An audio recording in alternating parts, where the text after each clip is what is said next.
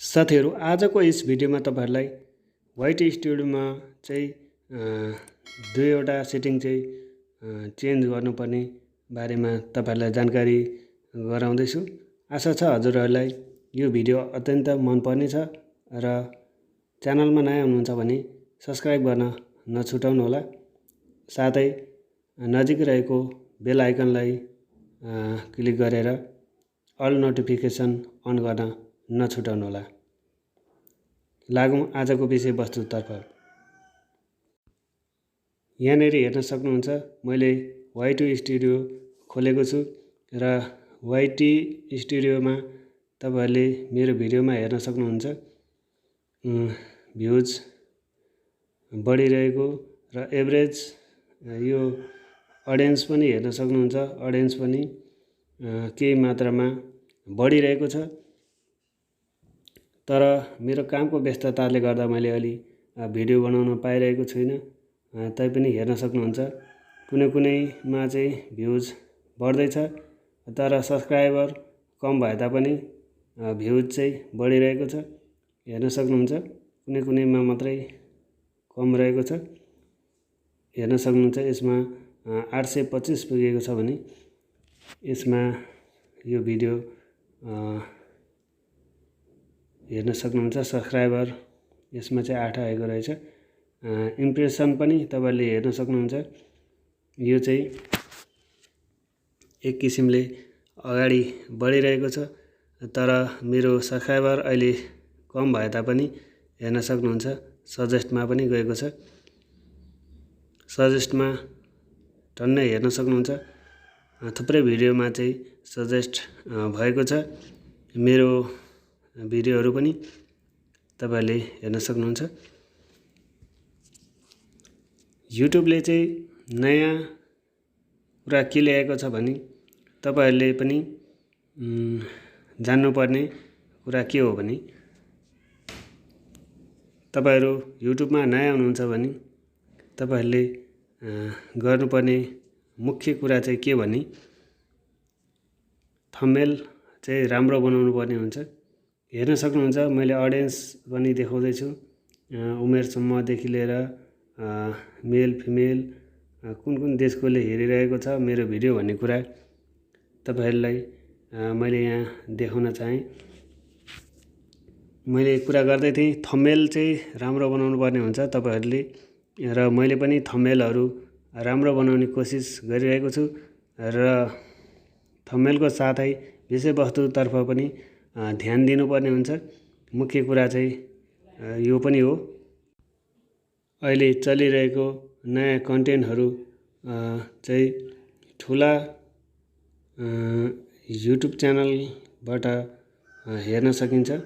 त्यसको लागि चाहिँ आफ्नो क्याटेगोरी अनुसार तपाईहरुले पनि हेर्नुपर्ने हुन्छ। आफ्नो क्याटेगोरी अन्तर्गतको भिडियोहरु तपाईहरुले हेरेर त्यसैसँग सम्बन्धित भिडियोहरु तपाईहरुले बनाउन सक्नुहुन्छ र त्यो भन्दा अझ एक्स्ट्रा पनि गर्न सक्नुहुन्छ। साथै थम्बनेल एकदमै राम्रो बनाउनु पर्ने हुन्छ। थम्बनेल बनाउन तपाईहरुले भिडियो हेरेर सिक्न सक्नुहुन्छ र आफ्नो च्यानललाई ग्रो बनाउन सक्नुहुन्छ ग्रो गर्न सक्नुहुन्छ। यहाँनेर हेर्न सक्नुहुन्छ कन्टेन्ट मेरो कन्टेन्ट छ यहाँ अडियन्स छ। अडियन्समा देख्न सक्नुहुन्छ अडियन्समा कुन कुन अडियन्स कुन कुन उमेरसम्मको छ भन्ने कुरा सबै देखाएको छ। रिसर्चमा हेर्न सक्नुहुन्छ रिसर्चमा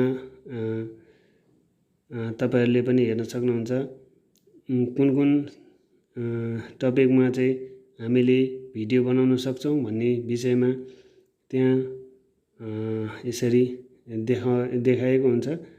त्यसैगरी यो भिडियोहरु पनि छ। यो भिडियोहरु हेरेर तपाईहरुले त्यस्तै प्रकारका नयाँ भिडियोहरु क्रिएट गर्न सक्नुहुन्छ र आफ्नो च्यानललाई अगाडि बढाउन सक्नुहुन्छ। यहाँनेर हेर्न सक्नुहुन्छ यहाँ सर्च गर्न सक्नुहुन्छ कुनै पनि टपिकहरु चाहिँ तपाईहरुले सर्च गरेर यहाँ हेर्न सक्नुहुन्छ कुन टपिकमा चाहिँ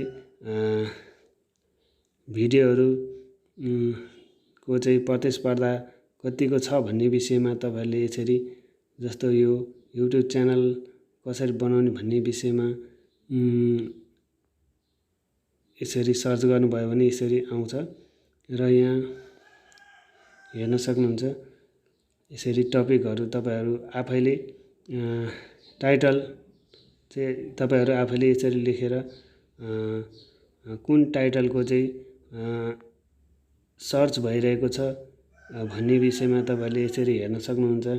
जस्तो यो हाई भोल्युम भनेको छ यो धेरै नै सर्च भइरहेको पनि हो र धेरैजनाले बनाइरहेको भनेर बुझिन्छ। यसरी तपाईँहरूले पनि सर्च गरेर टाइटलहरू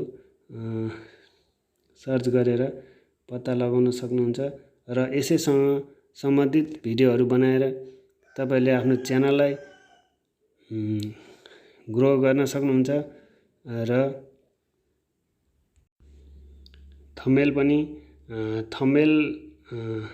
सँग सम्बन्धित भिडियो हेरेर तपाईँहरूले आफैले बनाउनु होला। आफैले बनाउँदाखेरि अब कस्तो हुन्छ भने आफूले बनाएको चिज अलिकति भए पनि आफूले राम्रो बनाउने कोसिस हुन्छ नै। त्यस हिसाबले पनि थम्बनेल राम्रो बन्छ र